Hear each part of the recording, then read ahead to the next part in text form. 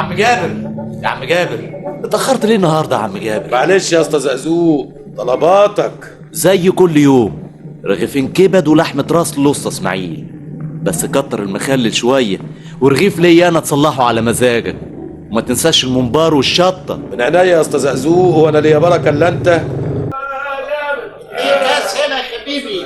اتعشى يا ماجد، عمرك اطول من عمري يا عزيز. الراجل ده بيبيع لحمة راس لكن مدهشة فعلا، دي مع الكس بأجنان، مش زي الترمس والخيار اللي قرفنا بيه يعني كل يوم. انا ما لمس يا عزيز، كل شيء بثمنه، تدفع كتير تاخد مزة مظبوط حبيبي. الله الغنى يا سيدي عن مزتكم.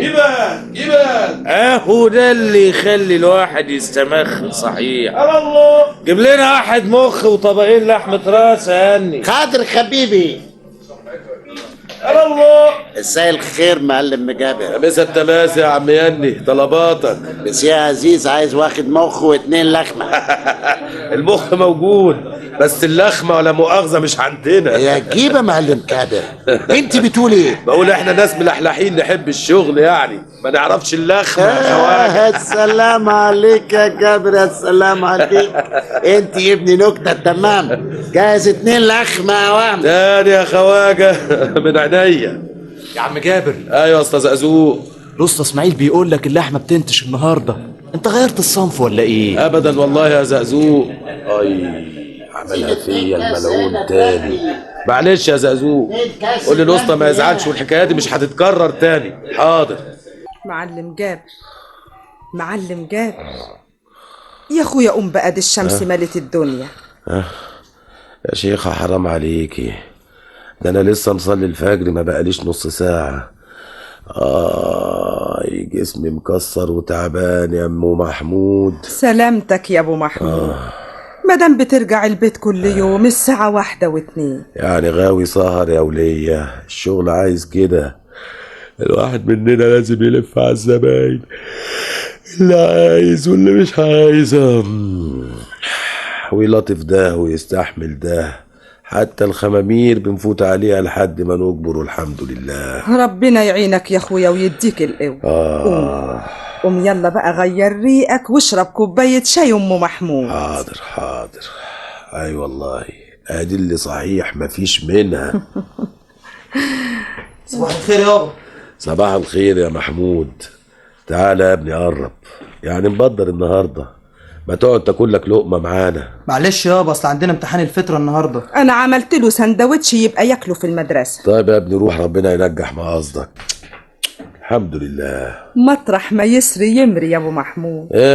اما اقوم انا استحضر بقى واتوكل على الله واجهز البضاعه بدري، وانت بقى يا ام من محمود. غير ما تقول، هتيجي تلاقي كل شيء جاهز ان شاء الله. والنبي يا بهية، بس تاخدي بالك قوي من العيش، يكون طازه ومخبوز كويس، النص طري والنص مفقع. حاضر من عينيا. بهية ما تنسيش وانت بتجهزي المخلل تكتري الشطه حبتين في الميه، احسن الاسطى اسماعيل ما بيحبهاش الا ملهلبه. والنبي ده شيء مش كويس على صحته. تقولي ايه بقى في المزاج؟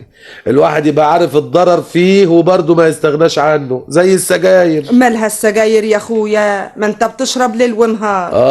اهو من يوم ما قالوا بتجيب المرض الوحش، والناس برضه نازله حريقه فيها. طب ما تبطلها يا اخويا، الله الغني عنها. ان شاء الله نهايته. انا هوصل لحد المصمت اجيب الراس وانزل على المعلم حسنين اشتري الكبده، وعلى ما اجي تكوني جهزت الطبليه. ترجع بالسلامه تلاقي كل شيء جاهز.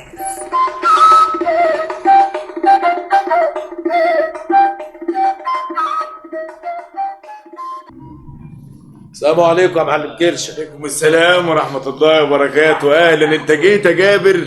قضى بالراس بتاعت المعلم جابر يا ماما. ده سلطان. لو صحت يا معلم. استنى يا سلطان استنى، ما توضبهاش الا لما اشوفها الاول. ومن امتى بتشوف علينا يا جابر؟ من النهارده يا معلم. كلام صغير قوي ما ينقلش المعلمين الكبار. وحرام يعني لما اتفرج على البضاعه قبل ما اشتريها يا معلم. انت بتخوننا يا جابر. لا سمح الله يا معلم كرشه، انا بقول بس يعني يمكن سلطان يغلط ويديني بضاعه حد تاني. ادي اللي ناقص، هتعلمنا شغلنا على اخر الزمن يا سي جابر.